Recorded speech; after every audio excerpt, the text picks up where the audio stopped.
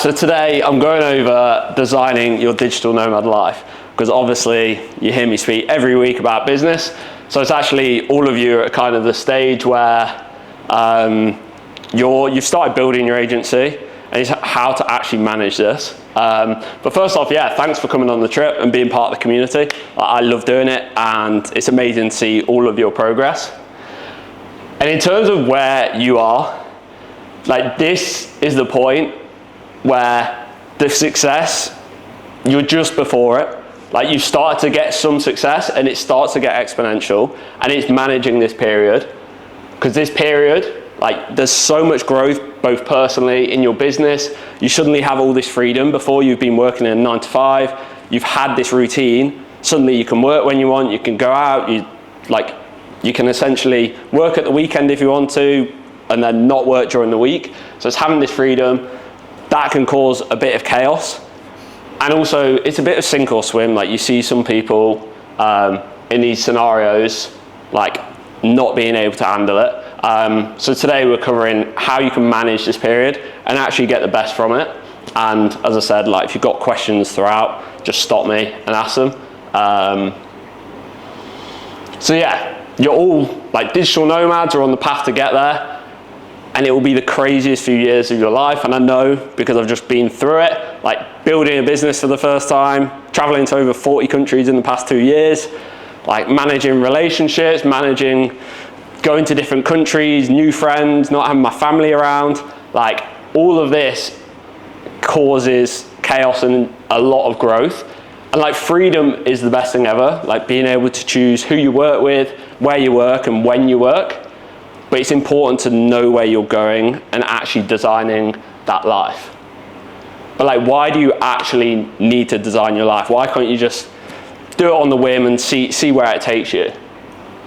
And because you might be like, if you let off a kid in a sweet shop without their parents, you just go mental. And you see it sometimes at university. If you went to university, there's always that absolute nutter that have always had like strict parents. And then suddenly they're at uni, they've got no responsibility, they can do what they want, and they just go mental. And like, I've seen people do it with a digital nomad life, because suddenly they've got all this freedom, they don't need to work, they've got no routine, no control in them. So it's actually designing your life to make sure you'll know where you're going with it.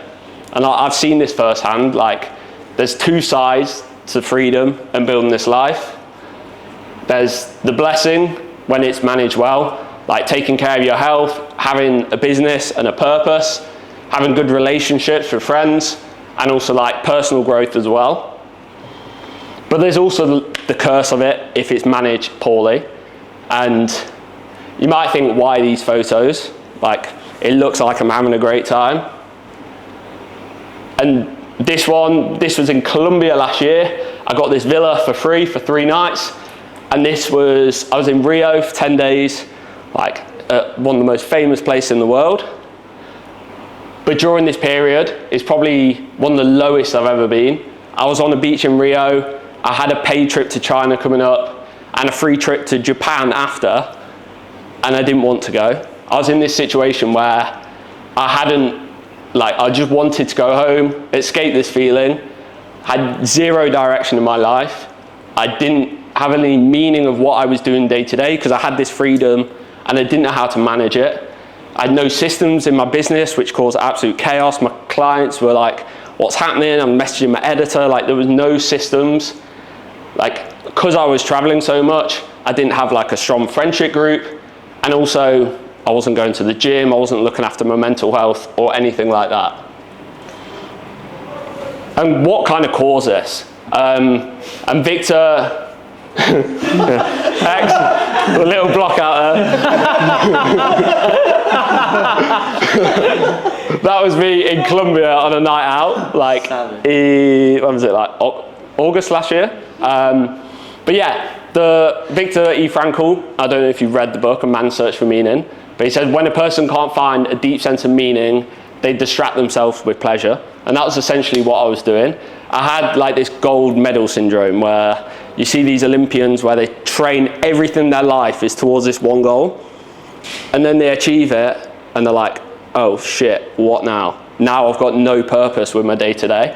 And I kind of had that. I'd spent 7-8 years dreaming of working online, living in Bali, traveling the world. Like, it was my purpose every day, trying to build this. So when I achieved it, I was like, oh shit, what now? Like, where do I go with this? So that's why I was chasing like the pleasure, like chasing more money, which I didn't need, or it wasn't actually fulfilling me. Like drinking a lot and just thinking, oh, I'm not happy in Colombia. Maybe if I go to Peru, that'll make me happy. Or maybe if I go here, that'll make me happy. And I was just trying to fill this void of like a lack of meaning, and it wasn't working. And what kind of made this worse was my personal brand and posting travel content and constantly getting messages like, oh, you're living my dream life. It looked like I was having the best time. So there was like such a disconnect of what I had to show online. I couldn't go online and be like, oh, I'm having the worst time ever. So that just like elevated everything, because I felt like I was being fake online and how I actually felt. And yeah, I was living a life that looked good on social media, boosted my ego, gave me that external validation, everyone messaging me. And it's what I thought I want my life to be. But I never questioned like why I wanted these goals of more money or changing country constantly. And you might be thinking, why am I being a negative bastard? I originally wrote, this is why I kind of didn't want to do it for Savaya. I was like, not really a hype man, am I? Because now is like the happiest I've ever been, the most content I've ever been. Like, it's not just a life that looks good online, I'm actually managing it well as well. And I want to help you avoid my mistakes and skip straight to the good part and actually enjoy the building process, and not thinking, okay, I can't enjoy now, but when I hit 5K a month, when I hit 10K a month, then I'll enjoy myself. Because that's not the case if you don't deal with like the internal stuff. So that is why we're designing your digital nomad life. And there's kind of 4 main pillars to this. You've got the personal, which is becoming the best version of yourself that you can be. You've got the health, which is looking after your physical and mental health. You've got relationships, like not just romantic, but like relationships with friends, and that's kind of what I was missing last year. And also the business, making sure you actually enjoy running your business. You've got good systems as well to make sure it's building like your business is helping your lifestyle and it's not taking over your lifestyle.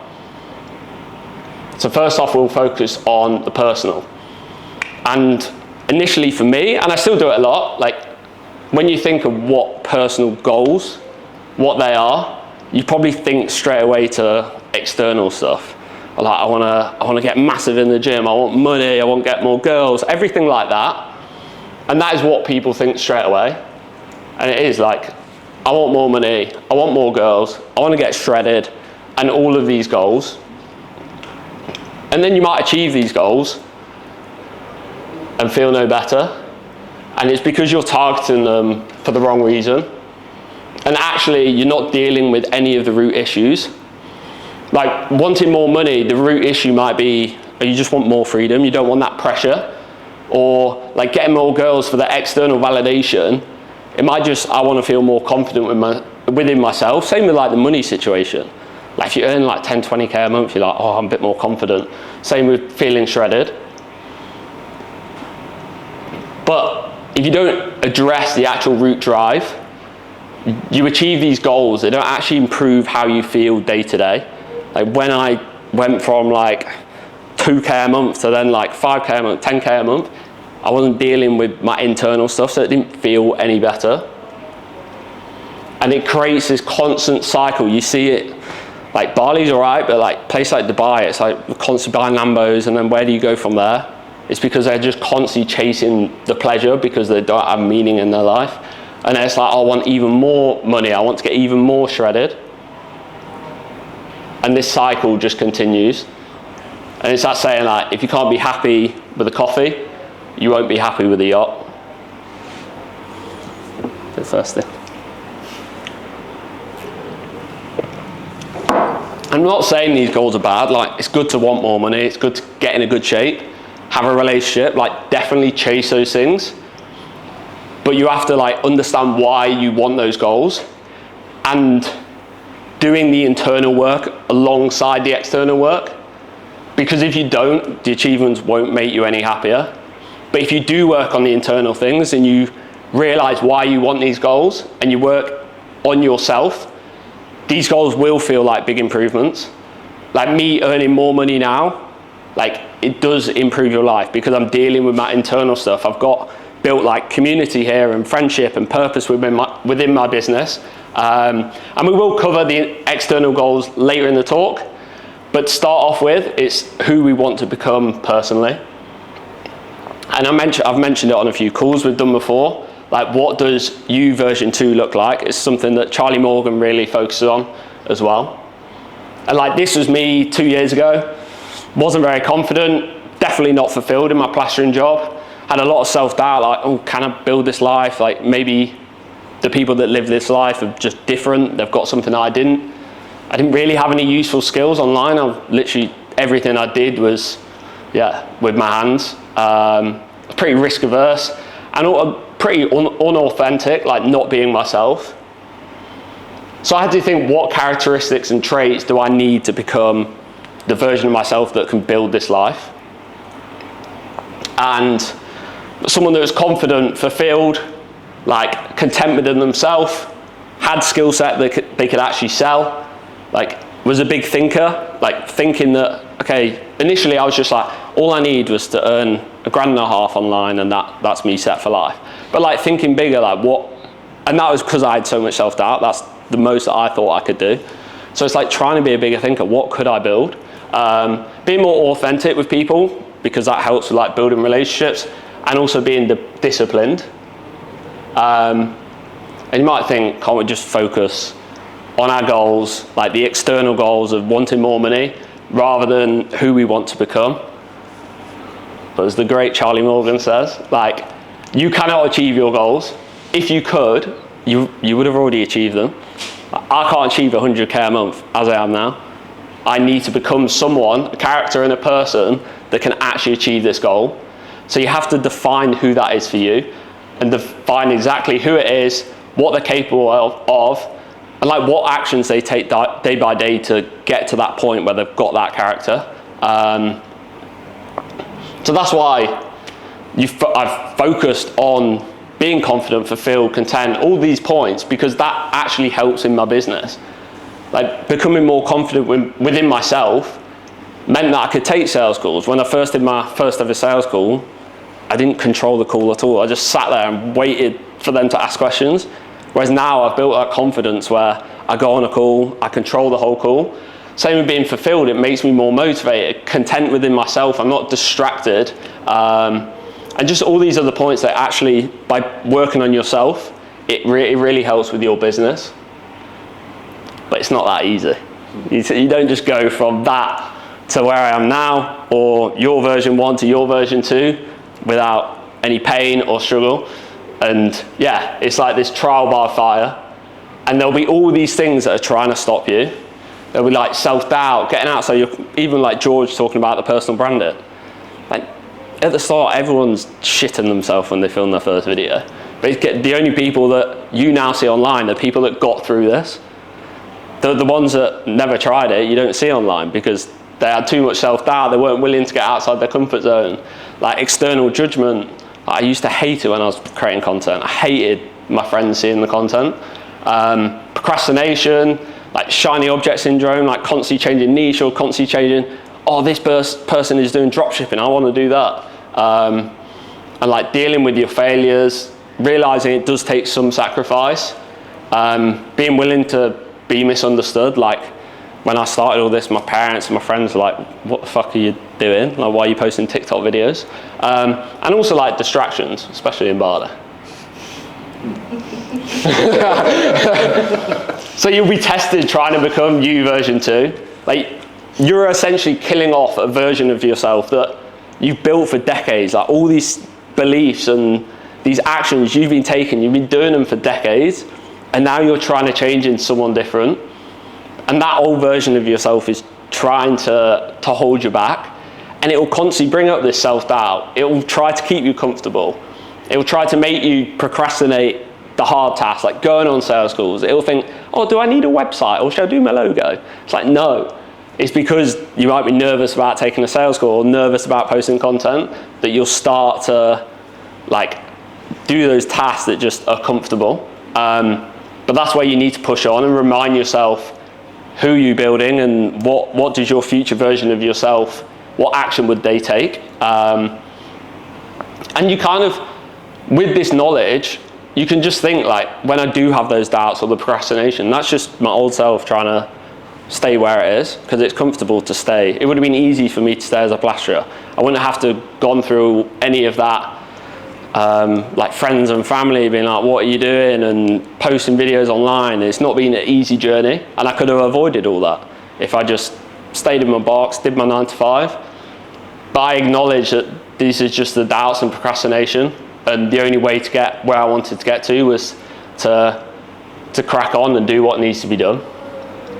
And like after this session, I want you to go away and like actually think about where you want to go within yourself, not just the external goals.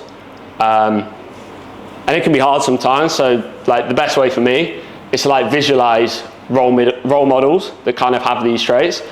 It's like me at the moment, I'm thinking like Georgia asking me like, oh, where do I want to go next?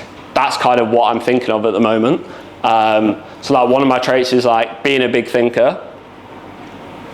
And for me, visualize it like someone like Hardest Geezer where no one thought he could do it. Like he could have, like even having that thought of, initially he was going to do it without a team and everything like that, had no funding, anything like that, but he was like, oh, I'm a big thinker, like I can get this done. Or like being disciplined like Usyk, or inspiring like Simon Squibb, like trying to inspire other people to change their life. And that's what I try to do with my content as well. And being curious and realizing you can learn a lot from other people. I think people like Charlie Morgan are really good at that, and also Chris Williamson. And then you just have to keep reminding yourself. They say like humans need to be reminded more than they need to be taught.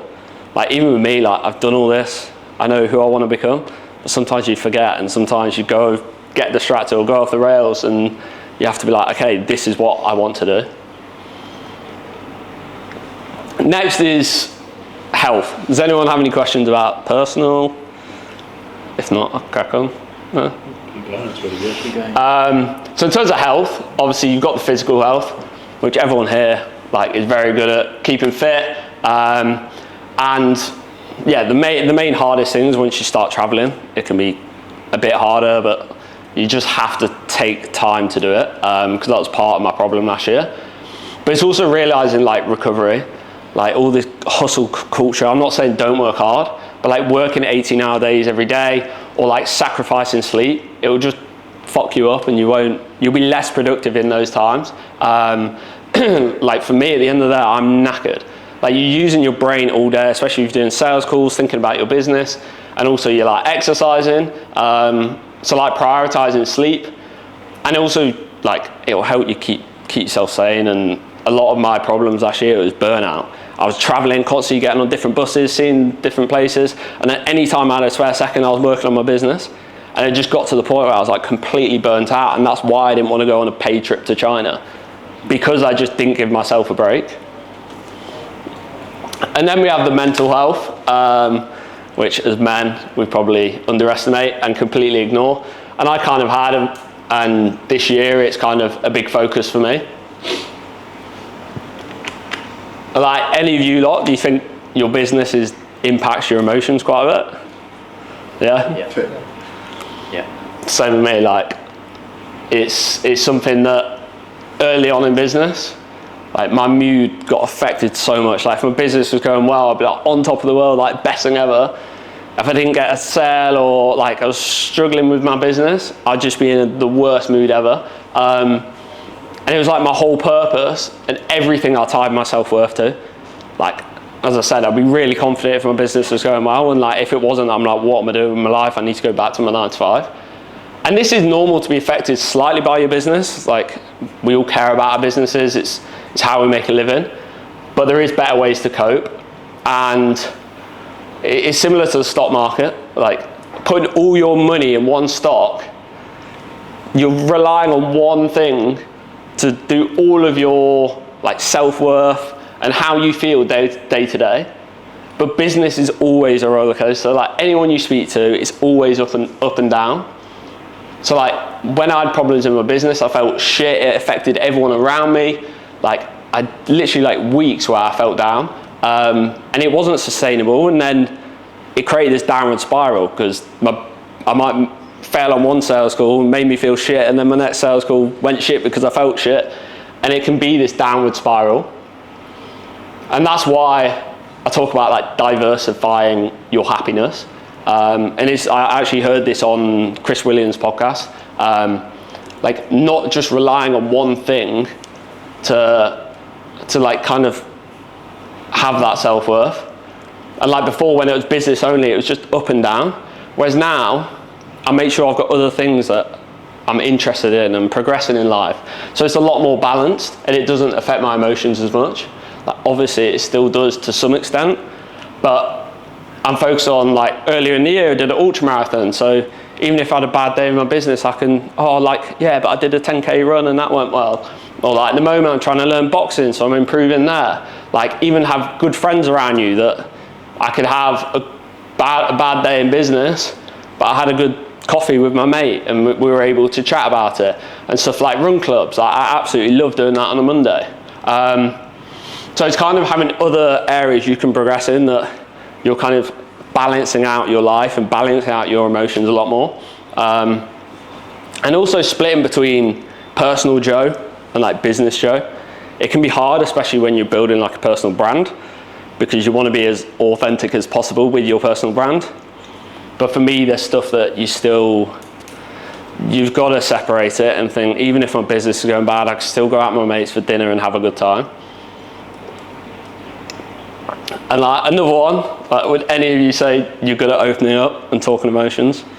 Because fucking most men aren't. No. Not really. Hello. I'd say I've become more. Yeah. A lot of it, that's also been through content as well. Yeah, I think that's helped me as well. Building the confidence that I try to talk in this. I guess I've built a lot of confidence through content and then naturally started to open up more in my personal life as well. So it's kind of correlated in a way. Yeah. Yeah, I think that helped me as well. Yeah. But it's having that nervous feeling when you post a video. But I think that's good sometimes because that's like shows you're opening up. Well, it's developing that part of the brain which also helps you to open up in real life and with people one-to-one. So it's the same area, just a different target. Yeah, 100%. Like, as you've all said, like business affects your emotions, and like it can be very stressful, bring up a load of different emotions. And as men, if you're anything like me, the first emotion is just shut down, don't speak to anyone, try and deal with it myself and not actually process it, and then it just gets pushed down. And I did this for my whole life. It's how I've been like brought up, like not blaming my parents, but like as men, it's kind of how you get brought up. And my family is all men apart from my mum. And like if I had a bad day with business, I'd just shut down, or if I was struggling personally, and it would just keep building up to breaking point like last year. And I feel like it's how we're conditioned as men. But over the last 6 months, it's something I've focused on, even like the last 3 to 6 months. And it's helped me so much. And you always hear the saying, a problem shared is a problem halved. And I was always like, oh, it's bullshit. Like, I don't want to like give someone else my problem, but it does help so much. And I know it's awkward. I know you feel vulnerable talking about your feelings, and I know you don't want to do it. But like everyone goes through it, and like it's awkward for me to talk about sharing my story, but part of who I want to become is someone that can talk about their emotions. So it's like trial by fire doing this. And I want you to help like build a business, but also enjoy the process. And there are going to be low points and tough times, and that's natural. So it's dealing with those times as well, because otherwise it will impact your life and also your business. And like the two main ways I do this, one is journaling, like just get in the habit of writing. If you can do it every day, that's best. But if not, just to get it out there. So in the morning, I've got like gratitude journal. So sometimes you'll be like, oh, my business is, this is happening, this is happening, this is happening. But in the morning, then I'm like, oh shit, I look outside, I'm like, oh, I'm in a villa in Bali. Oh, that's a good thing. Like it's sunny, anything like that. But it's so easy to get in your own head and be like, oh, my life's shit, what the fuck's happening? And then you're like, oh, that's a bit of a joke. And like, what would make to get today great? And with that, I focus on inputs, not outputs. I might have 3 sales calls that day, and I might be like, oh, I want to make sure I close at least 1 of the 3 sales calls. But it's like, I can't control that.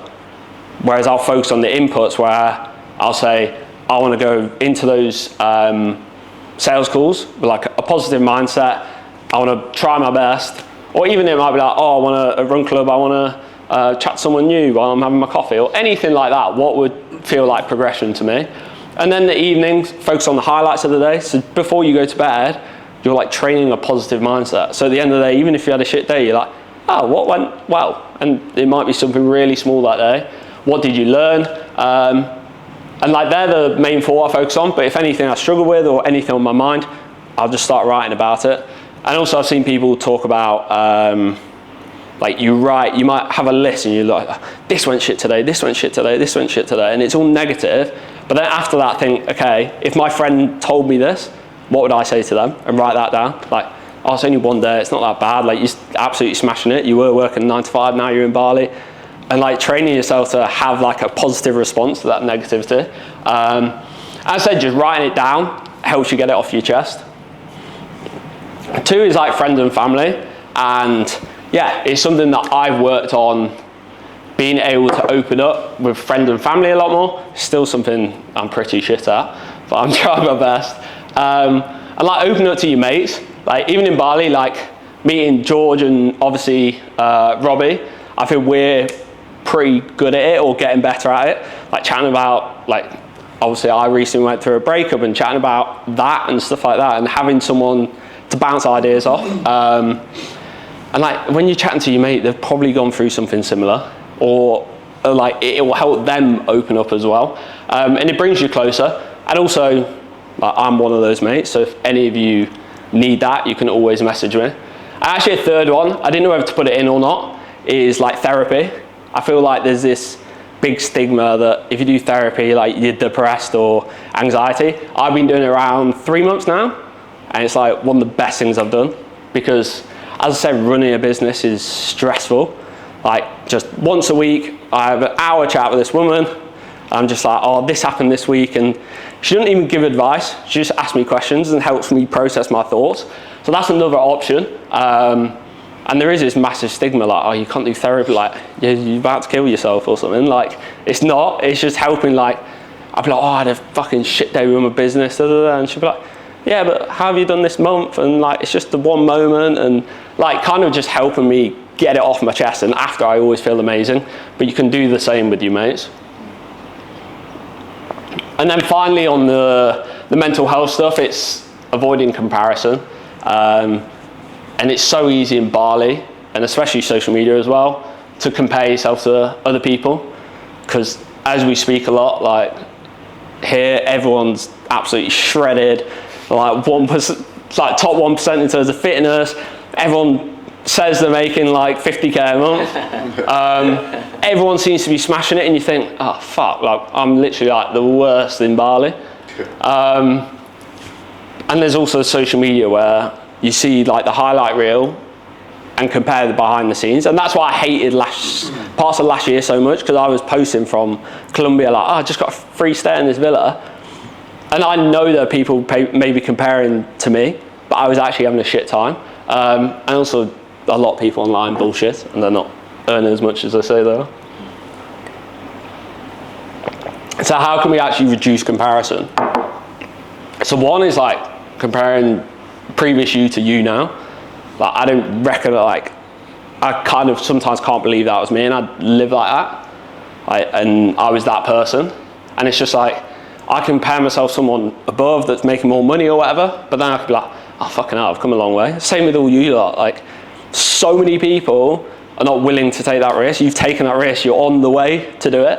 So it's comparing it, instead of comparing someone that is ahead of you, be like, I've progressed so much. You could be in the fucking UK. That's always a good comparison.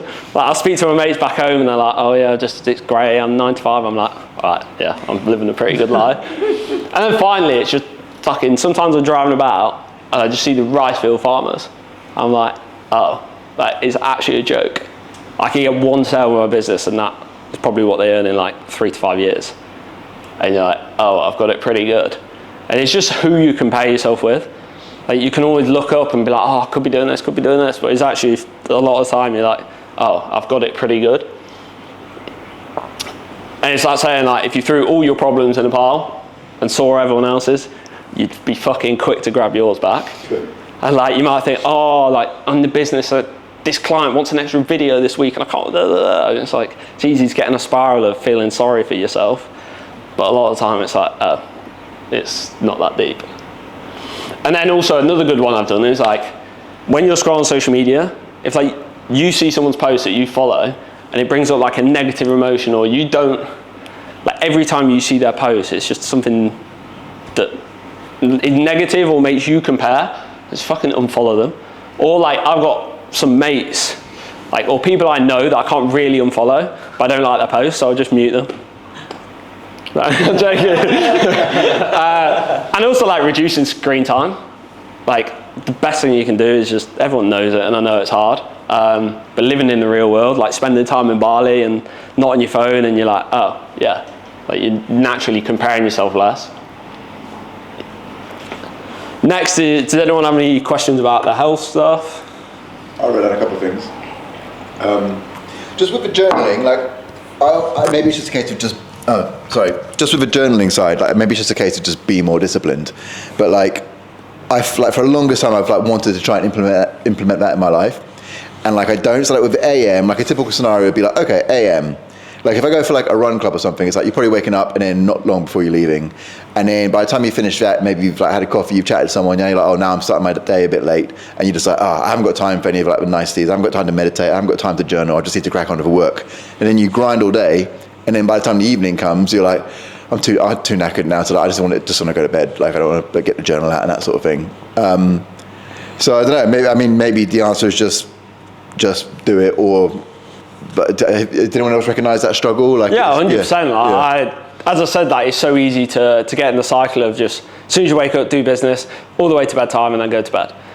But it's not. You don't necessarily need to write down. You could think, okay, every morning when I'm driving to a run club, I think of 3 things I'm grateful for. Yeah. You don't necessarily need to write it down, but it's just like triggering it, or like just 3 points throughout the day. Yeah. Just be like, right, that's a pretty good life, or like see a good view, or have a good coffee with your mate. Like thinking of that. And in terms of like writing it down, like yeah, sometimes I find it's nice writing it down, but sometimes I like do a voice memo to myself. I was a waffle.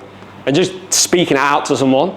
It's not to anyone, but just speaking it out, like, oh, this happened today, and that's a lot easier. You can just do it before bed, like lying in your bed. But you don't. It's just doing that, like making it as easy as possible, and doing that daily is better than not doing it and just writing it down once a week. Yeah. You can set cues for it.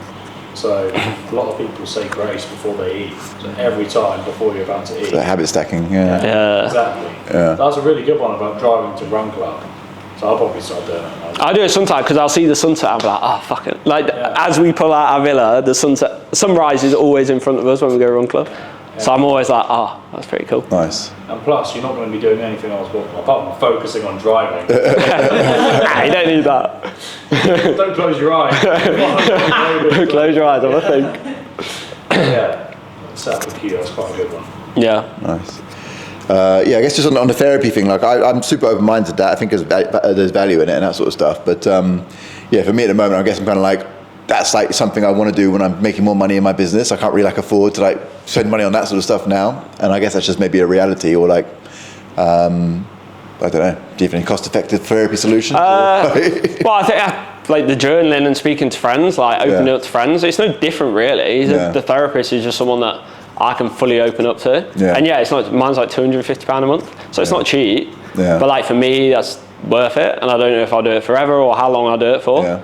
Like, but it's just, they just sit there and ask you questions and But it's part of a lot of that is because my version 3 of who I want to become is being able to open up, and I want, like when I have kids and stuff like that, be like them live with that trait as they grow up, so they don't have to do it. I'd say yeah, it might be something longer term, and you just focus on journaling and speak to friends at the start. Like, it's not some magic cure. It's not something that one therapy session you're like, oh fucking hell, I'm never going to feel anxiety, or I'll always be happy. That it's not that. It's just chatting to someone. But it is really helpful. And part of that is my like trial by fire. It's fucking awkward. The first one I'm like, oh, so awkward. Just chatting to some stranger about all your feelings. But then you just get better and better, and then it makes it easier when you're chatting to your mates and stuff like that, or chatting to your family. You're used to having that feeling of being vulnerable and chatting to someone, and it just gets on. Every week I'm just like, every emotion I felt or anything, I'll just like give it to her, basically. Nice. No, I think I'm all for it. I think there's value in it. So yeah, okay, cool. And then another thing I wrote down was just like, I always like question this, because like just want to get your random thoughts, I suppose. Just like on the what's the word? The clash or irony. So like, you know, you guys are both content creators, but would also regularly, and you see a lot of people on Instagram saying like, get off Instagram, like reduce your screen time. It's hard, and then, but also building a business through content. It's like that kind of like, I can't think of a word for it. Conflict of interest, I suppose. Don't know. It's be a creator, not a consumer. And I know my job is essentially helping people to stay on Instagram, but then I'd like to think my stuff is trying to push people to take positive action. I'm not one of those accounts that I hope people watch my videos and it inspires them and stuff like that. So if you can do that, and then I try and limit how many people's videos I watch, I'm happy to put my stuff out in the world and try and limit as much as, I know it's addictive and hard, try and limit what I do. And then as long as you're confident that you're putting out positive stuff, 100%. It's fine. So it's quality and quantity, because it's inevitable. People aren't going to delete their social media. It won't happen. 1 in a million might, but it's just kind of making sure when they are on it, they're doing it in a healthy way, and that they're also limiting it. So. It's funny. There's even like Instagram accounts that come up my algorithm where it's like the whole account is literally just it saying like, stop, get off social media. Like it's like a daily thing. Like it tells you like you're scrolling too much. It's like that's the account. They've got like millions of followers. Like because it comes up in your algorithm every day, and it does something. You're like, oh yeah, shit. Okay, I put my phone down. But they know it's not. They can grow an account from it because it. Exactly. That's it's like Hinge as well. It's like made to be deleted. And it's like but if everyone did that, you wouldn't have a business. True, but they know it's not going to happen. Cool. Anyway, that's what I wrote down. Sweet. So next one's like relationships, some networking, like authenticity, and like just being like long-sighted with it. So like networking has changed my life in terms of, and one of the best people that has taught me this is Louis. Like I've never met anyone better at networking than Louis. He flipping knows everyone. Like I've learned so much in business and life just through meeting other people who are like-minded. And the reason I put like networking, because I don't really like the term, because I think every time I've gone into it, it's never with the intention of like, oh, I want to speak to this person to get as much info out of it, out of them. It's more just genuinely being friends with them. I'm not very good if I don't like someone, I just won't speak to them. I'm not very good at like small talk like that. And like once you make friends with people, they're the people that are gonna want to help you out as well. So as I said, don't go in the mindset of like, oh, I just want to meet this person so I can extract as much value as possible. Like just be you.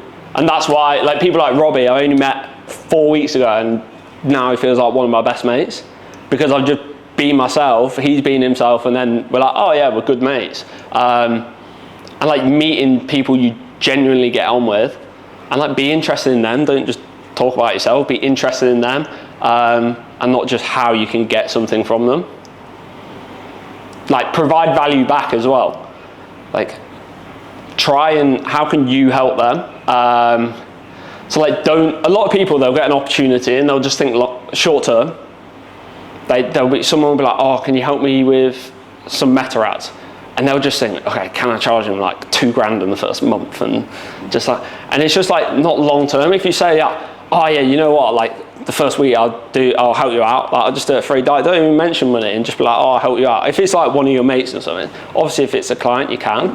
But like try and go above and beyond and not just a money grab. Even if it's like a one-off thing, someone might say, can can you edit one video for me? I'll be like, yeah, I'll do it for you. Don't worry about paying. Like, I'll just do it for free. I've done that quite a few times. So then even like in the future, they're probably like, oh, Joe's a good lad, isn't he? Like, I'll give him more work, or one of their mates might need an editor and they'll recommend me. And also like give without expectation. And somebody like George, when you mentioned about your offer, I was helping him with it, and I didn't expect anything in return. I was just helping a mate out. And then he's come down today to do a chat. I'm not paying him or anything. He's come down to do a chat to help me out. And it's just having that, like, helping each other out. It's not, we didn't go into the situation like, I'll give you this and you give me that. Same with like Robbie, like, got him a free hotel stay in Cedarman because he's my mate, film content that he's used and helping with his business. And then he's been teaching me like appointment setting in sales. So I never went in with the idea of networking. I just became mates and provided value to them, trying to help them, and then they want to return that favour. And the best place to do this is like events where you know you'll find like-minded people, and Bali is one of the best places to do that. Run clubs, like I met 90% of my mates from Run Club. Expensive gyms, like as much as like they are expensive, and paying 150 quid a month is a bit of a joke. That is where you're going to meet people that are good in business, like they know, like they're invested in their health as well. Business events, networking dinners, masterminds, and like online communities. Obviously, you've all met each other through my community, but other like a lot of my mates are also through like the Creator Club as well. And also, importance of friendship in digital nomad life. When you're traveling about, it can get pretty lonely, especially you're running a business by yourself. You spend a lot of time by yourself. And like every single memory that I think traveling, all of them, my favorite countries, is all because of the people I met there. And like most of my lowest moments is when I wasn't near my mates or didn't really have like a close community. Like last year, I was traveling with my ex-girlfriend the whole time. Never really settled down anywhere. We were just meeting people for like one day, then they'd go away. All my mates back home I felt quite disconnected with because I wasn't spending any time with them. And they also didn't understand this lifestyle as much. So actually, that's why this year I spent 6 months in Bali, because I'm like, I want to build a friendship group here, and that's why I'm staying till March. So that I know that anytime I come back to Bali, I'll have that community.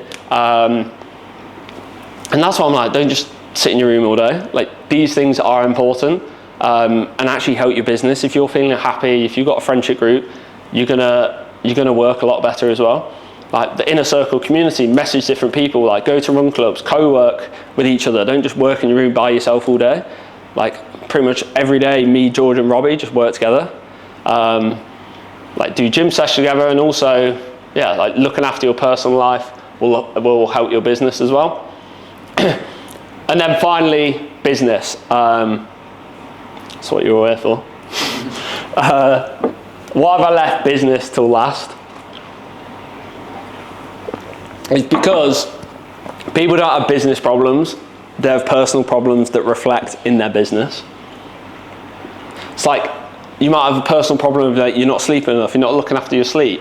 That's going to affect your sales calls, you'll start making mistakes, you'll be less productive, you then won't exercise, and it'll be this spiral. Like, not understanding what your goals are and why, you'll start to get distracted a lot. You'll be like in a cycle of being unhappy. You won't have any direction. You don't know where you're going with your business. And you'll be like demotivated because you're like, why am I doing this? Like, what is the goal here? And like not having any times off, like you're gonna, like the emotions of running a business are gonna take over. You're gonna lose enjoyment because every single day you're sat there for 12, 14 hours just working. You're gonna get burnt out. And you're just going to trap yourself in the business. Like, my business is to facilitate my lifestyle. I love my business and I've got purpose behind it, but I also don't want to be sat there 14, 16 hours a day just working on my business. I want to do weekends away, and that's why I've been doing it a lot, because I can build a business. I've built systems where it allows me to do it and still build my business. And there's kind of a few different points that I want to mention. And the first one is like perception and social proof. We mentioned it on the call the other day, and it's kind of, me and George had like an epiphany the other week about all of this. But the first one that we didn't really talk about was this self-perception. And I think a lot of the time, you like overestimate how good other people are and underestimate yourself. Like honestly, like everyone's just figuring it out. I know people that are doing like 100, 200k months, and like they're not even that good. Like they don't even, like, swear down, they're figuring out as well. Like I know on Modern Wizard he says like it's idiots all the way up. Like even big companies, like I've worked with some like big companies and they don't have systems in place. Like it's as chaotic as like a really small business. And like when I spoke to like an entrepreneur in Nirvana gym, he does 200-300k a month. And he was like, oh, asking me like what was I struggling with my business. I mentioned it, he was like, oh yeah, I've got that same problem. I was like, oh. He was earning like 10 times more than me. And like, still had the same problems. So like, don't doubt your current knowledge. And even if you're like, okay, I don't have all the knowledge, like put trust in your ability to work hard and figure it out. If you've got a client and they said, oh yeah, but do you know how to do this? You'd be like, nah, but like, I'll figure it out. Like, I'll work hard to figure it out. Like, people don't know everything. And a lot of like content stuff with me, with clients and everything, a lot of it's a testing game. I can't predict what's going to do 5 million. Like, I've had a client say, I just need one video and I just need it to go viral. I'm like, I'm not a fucking magician. Like you need time, and that's why I get clients at least 3 months, because I need time to test stuff and see what works. Obviously, I have knowledge in that area, but I still have to figure it out for that certain client. I'll just say, prime example was the talk I literally just did. I didn't prep any video ideas for you guys. I'd done it in the moment, and I'm like, I could doubt myself beforehand because I haven't got this and this prepped, but I was like, I'll figure it out. And then in the moment, bam, that was like this talk. And then as we started getting the ball rolling, that's when I layered it and thought of more things to add on. But it's the exact same thing with perception. Yeah. I didn't have it prepped, but I knew I could, and you kind of have to believe that. And yeah, it's very true. It's just like trust in yourself. And as I said, like, yeah, it doesn't have to be you've got the current knowledge. It's also like your ability to work hard and figure it out. And then you've got the external perception, which is what we've been thinking about a lot recently. And like, as much as you don't want to judge people, we can't help it. Like humans, like we judge people. That's why I've changed like my Instagram. I changed my photo because I'm trying to teach people how to do business. And there's a photo of me on a horse with an eagle. Like the perception of that is like, oh, they don't know what they're doing. And like one of my mates, his photo is him doing a mastermind. And the photo is clearly, it's like that, but you can clearly see someone's head. So it's not him talking to a whiteboard by himself. You can clearly see someone who's watching him. And straight away you think, oh, he knows what he's doing because someone's watching him. So it's like thinking about that perception.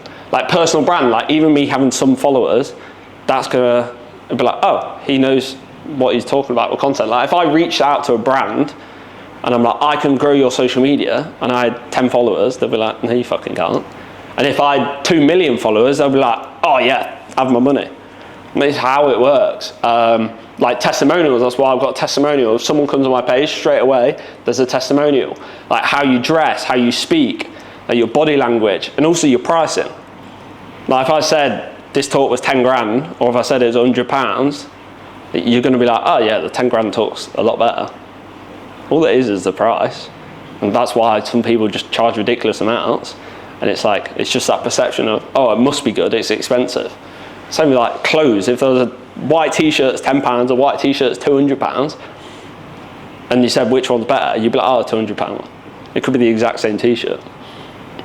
So you got to think like, if you were a prospect, looking at you, like your Loom videos, you going on sales calls, if you're doing like Instagram outreach, if they went on your Instagram page, what perception are they going to get? What judgments are they going to make? That's why I've like changed my photo so it looks like I know what I'm doing. And like it is that perception, and like showing my story and loads of free content so they can go on, and then a link to testimonials so they can look at that and be like, oh, he knows what he's doing, he's got testimonials. So it's thinking from their perception. And then learning and skill stacking. So like the best entrepreneurs are the ones that, I had a sales call the other day and she was surprised that I was getting a mentor, like looking at getting more mentors. She was like, oh, like why are you getting a mentor? It's like there's always more to learn, and that's what I focus on, but like trying to be curious and also humble enough to like realise I don't know everything. Everyone has a different skill set and specialise in different area. Like, as I said, like people like Robbie, he doesn't have his own business yet. He does like appointment setting and stuff. So he's like really specialist in one area. He's focused on sales for years. So I'm like, oh, I want to learn off this guy. Like, I'm constantly asking him questions because I'm like, he's focused on this area for a few years now. I do sales as part of my agency, but I've not researched, like, it's not my sole focus. So I'm like, oh, what would you say here? What would you say on this sales call? Like, all of that. And the best way to do is like in-person chats, having mentors, courses, podcasts. Books are really good. Like Sam always tells me books are better than podcasts. Podcasts, people are just an hour sit down. They can kind of say whatever. Whereas a book takes years to write. They're doing everything. Like a sales book, for example, it's probably someone that has like 20, 30 years in sales. Their whole life has been about sales. And then they spent years like thinking about every word that they put in that book. And you can just have that knowledge by reading a book. Whereas a podcast, they might just go on a few tangents. It's a bit more like blasé sort of thing. And also like YouTube videos are a really good way to learn as well. And this learning starts to build a stack of skills. Like I'm learning how to do appointment setting really well. So then it's something that later I can offer more as part of my service. And the better skills and the more skills you have, you can solve bigger problems and you can solve them quicker. And that's what businesses want. How much money you can charge is basically just that. How big of a problem can you solve and how quickly can you solve it? And the best way to do this, you want to find like complementary skills, but they're also like quite unique, and that's how you create like a niche of one. And like when I thought of this, the first one I kind of thought was Andrew Huberman. Like he's a scientist, he knows his stuff, he's really clever with all the stuff with like human biology, everything like that. And there'll be thousands, millions of scientists like that know their stuff, but not many of them will be able to be good public speakers and be able to convey it to the public in a way that they can understand. So that means he can have a podcast. That means that he's the scientist everyone knows about. And it's what I'm trying to do at the moment. Like there's a lot of content creators who are really good at content, but they're shit at business. They don't know how to make money through their content. And then there's a lot of business founders who are shit at content. So I'm trying to bridge the gap of someone that knows business and knows content and constantly developing that. So I'm creating not a niche of one, but a smaller niche because I've got this unique skill. And it's to start off with, I was pretty much just doing video editing. And like, there's so many people that can just do video editing. So now I was like, okay, I can do content strategy and editing. I'm like, okay, that narrows it down slightly. There's social media management and ads. How many people could do that? Like 50%. There's like, okay, inbound systems and offers. That's kind of what I'm doing at the moment. It's like, okay, I'm creating a smaller and smaller niche, and that's why I can charge more and more. Like down here, I was only charging 500 a month, and now I can charge multiple thousand. And then eventually, I want to get to the point where I'm working with 7-figure businesses with that inbound marketing, building out their offers, building out their inbound marketing, their content. And I've then got that unique skill of knowing how to create content for businesses and also creating offers, all the back-end systems, learning stuff like sales, appointment setting. And it's all those skills put together that will allow me to charge a lot of money. And finally, it's taking opportunities.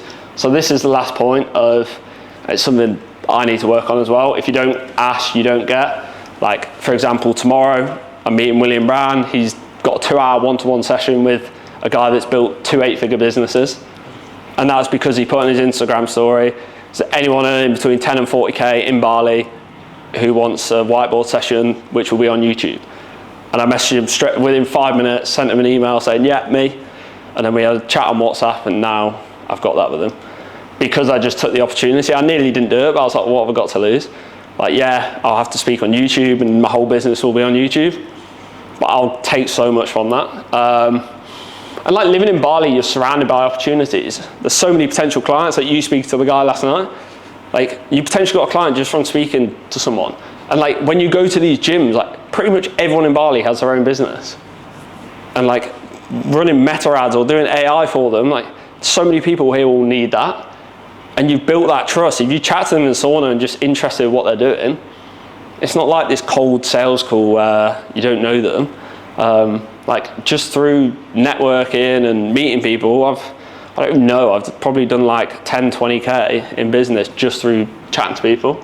And as I said, like go the extra mile. If someone says like, oh, can you just do like 5 videos for me? Like film this and edit 5 videos for me and I'll pay you X amount. Like do that and then throw in some free photos and some drone footage or whatever that is. Like go the extra mile and think long term. And then they'll probably want to work with you again, or they'll at least recommend you to someone. And also, yeah, reach out to people first. Like social media is a good one. Like just message people. If you met someone at Run Club, like my first run club I went to, like I met quite a few people there, got their Instagrams and then messaged them all after, like, oh, great to meet you today. Be good to catch up again next run club. Just like building that relationship. And I wouldn't ask for anything, don't expect anything, but just kind of making friends and seeing opportunities. So yeah, that was the talk. I hope, yeah, it's going to help you have this period where it's extremely successful and it is very exponential. Like it might feel slow, and then it suddenly takes off. Georgia, example of that, like 14K followers at the start of the year in January, like a couple of years to get there, and now suddenly 400K followers in 10 months. Like that is how quickly he might have been here, and then in that time frame suddenly up here. That's how quickly it can change. So yeah, thanks for coming on the trip. Has anyone got any questions? Come on. I think you covered everything, mate. That was really good. Yeah, thanks. Thank you very much. I'm gonna have to watch that again. There's a lot. Yeah, I'll put all the slides online and everything. Round of applause as well.